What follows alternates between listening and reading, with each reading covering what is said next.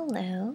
I'd like to briefly discuss a group that wields a great deal of influence over some of our government policies, some of our laws, and various things like that, yet do not receive the media scrutiny that they deserve.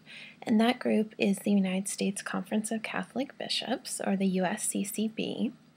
And they have been in the news the past couple of weeks because of their lobbying efforts and their loud opposition to various issues regarding the White House and Obama and the mandate for birth control, contraception coverage. But this is not the first time that they have wielded a great deal of influence over policy. Nor is it the first time that they have been able to make these claims and make these arguments without ever being called on their claims or called on the hypocrisy, the fact that they are focusing on issues such as contraception when they really should be getting their own house in order.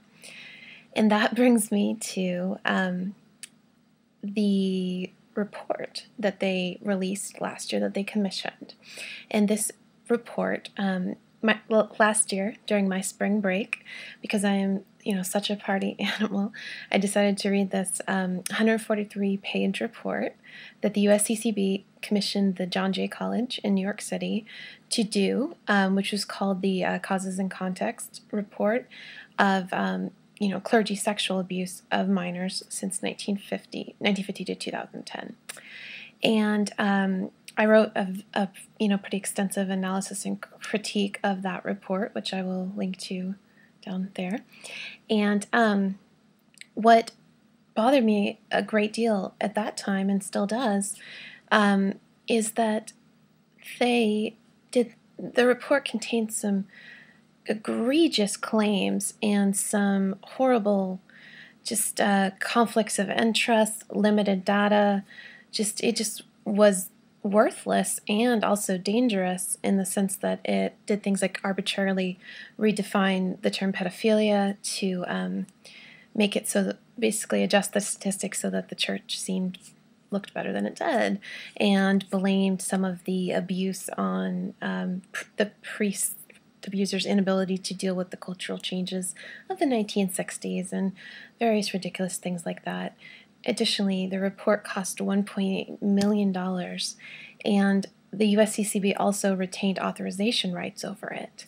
So if they didn't like it, they would have cut it off before it was released. So not a real, good report there. Yet, at the time, the only media coverage that this report got, it got a fair amount, but it was almost all focused on the hippie angle. As I said, the report blames everybody but the priest abusers, basically, but blames the priests, the seminary's failure to prepare priests for the cultural revolution of the 60s, the counterculture. And so media outlets ran with that as it's the hippies' fault, which makes for a clever, sensationalistic headline, but which was not the most important issue here. And so the claims and the just egregious things that this report contains, as I detailed in my analysis, the bishops and the hierarchy, they just were never questioned about these things for some reason. So their data was taken at face value, and they get away with it. And this has happened again recently with the contraception issue. No one is asking them the hard questions regarding their excusing of clergy abuse of minors, and why they are so eager to sweep all that under the rug and actively work to promote their rights of religious liberty, which they do have, but to promote those at the expense of the rights of women and of others who suffer when their religious liberty rights trump the basic human rights of others. Additionally, during the in 2010, in early 2010, when the House representative passed the Obama's healthcare plan, the USCCB various staffers were actually summoned to Nancy Pelosi's office in the middle of the night, right before the vote, because she needed to make sure that the various Catholic Democrats like Stupak and others would get on board because she needed the votes in the House. So the bishops were called in, or the staffers, in an attempt to so that the bishops would persuade the Democratic representatives to vote for the amendment. So they have a huge amount of influence and they have a huge amount of power, and yet we don't discuss them enough, I don't think, except for in these cases when they come up in the news like recently, and even then, much of the news coverage just says, the Catholic bishops or the Catholic Church. But this is a very specific organization that is extremely well funded. They are 501c3, so they pay no taxes. They're tax exempt, and the budget for 2011 was $180 million, most of which comes from collection plates at local parishes. If you've been to a church, a Catholic Mass, then you've seen the collection plate, and part of that, every diocese's collections does go to the USCCB. So it's not, although the USCCB is a conglomerate of every bishop in the United States, current or retired, they also represent anyone who gives money to the church in any fashion, even if it's not a direct donation, because that money is eventually gets to the USCCB and is used to pay their lobbyists and to pay their media machine and to engage in activities that are detrimental, as I said, to many people.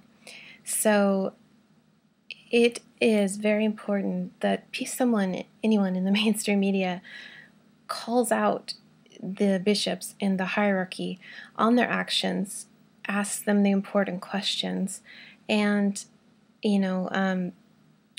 someone should question why it is that they were summoned to Pelosi's office, or that they are allowed to have so much influence over things like the contraception issue, or over the healthcare bill, or why they were able to do these egregious things like redefine pedophilia just for their own, to save face, and ignore their Charter for Protection of Children that they promised to implement, things like that.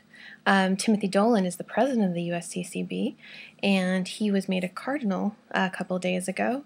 So he's been in the news too, and he's been one of the most notoriously hardline conservative.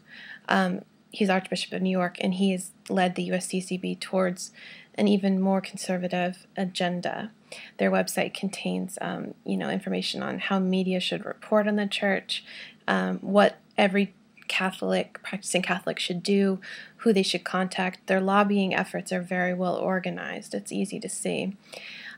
So I just want to point out some of this stuff because I don't think it gets discussed frequently enough, and I do hope that people do start to question the USCCB, their motives, their funding, why they have so much influence, and why they are allowed to get away with not putting their own house in order before they try to take away our rights, and to exert control over the lives of non-Catholics, and why they are trying to prioritize their religious liberty over everything else. Anyway, I hope that someone in the media will take this up and try to get some answers and not let them get away with it. I know I've made this request about Bill Donahue before, saying people do need to call Bill Donahue on his nonsense, and that's true. But the USCCB is what Bill Donahue wishes he were, which is a group who wields power and influence. Donahue has that over the media to a certain extent, but he doesn't have it over the laws that are passed that affect each of us directly. So it's even more important that the USCCB is brought out there, is spoken of, and is not allowed to get away with what they do. So let's bring that to light. And I hope that this was perhaps enlightening in some way. If you're interested, please do read the analysis I wrote of their report and look into what they do. And next time you hear about them, be sure to question their motives and to know who's funding them and what's behind all this. It's just important to at least raise consciousness about this. So thank you. Bye.